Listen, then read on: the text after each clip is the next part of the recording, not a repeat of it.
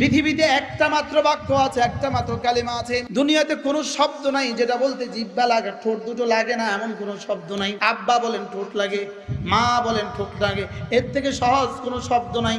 মা লেকিন ঠোঁট লাগে, পানি ঠোঁট লাগে, লেকিন একটা শব্দ আর একটা বাক্য আমাদের কাছে আছে যেটার মধ্যে ঠোঁট লাগে না।